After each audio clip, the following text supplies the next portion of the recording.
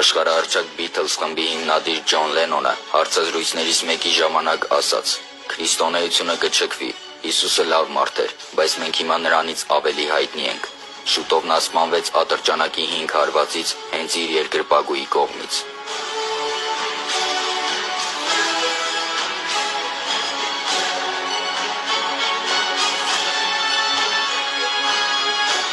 Բրազիլիայի նախագահ Տանկրեդո Նևես նախագահական քարոզարշավի ընթացքում նա ասաց, որ եթե իր կուսակցությունը 500,000 ձայն ստանա, ապա նույնիսկ Աստված չի կարող իրեն հեռացնել նախագահական աթոռից։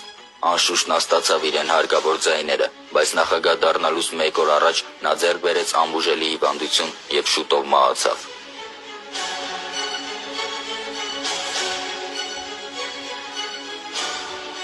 Մերլին Մոնրո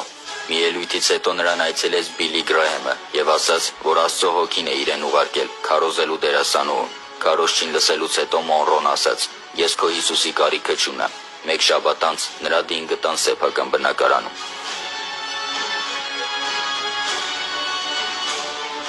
Սա Տիտանիկ նավը կառուցող Թոմաս Էնդրյուսն է։ Նավի պատրաստ լինելուց հետո լրագրողը նրան հարցրեց, թե ինչպես կգնահատի նավի հզորությունը։ Նա պատասխանեց. «Այս նավը նույնիսկ Աստված չի կարող խորտակել։ Բոլորը գիտեն ինչ պատահեց Տիտանիկի հետ»։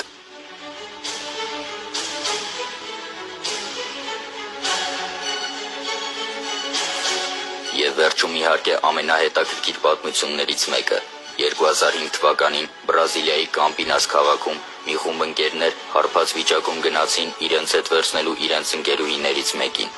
Մայրը աղջկան ճանապարհեց մինչև մեքենան և մտահոգվելով նրա ընկերների հարբած վիճակով բռնեց արդեն մեքենայում տեղավորված աղջկա ձեռքն ու ասաց. «Աստված քեզ հետ աղջիկս,